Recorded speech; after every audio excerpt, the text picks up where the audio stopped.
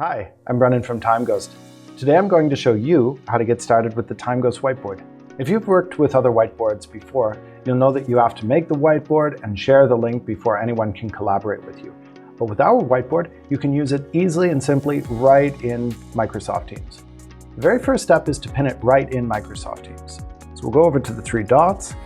I've searched it before, so I have it right here. But if you can't find it, just search for it here. And I've opened it up. As you can see, I already have a few open boards, things that I've played with. And what you want to do is right-click on here and pin, and then you'll easily find it whenever you want. From here, I can create new boards, update old boards, or even share my boards in individual chats or group chats. When I look at my chat with Max, I can see that I already have a tab open with him, but I could open a new one. When I click my whiteboard, I can create a new board with him or select an existing board from the list that I just showed you. The app itself is pretty intuitive, so I don't think I need to explain very much.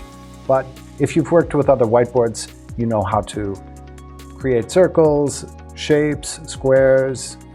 You can erase, add text. You can also zoom in or zoom out. And what I've never seen anywhere else is a really cool laser pointer. But I'll let you be the creative genius here.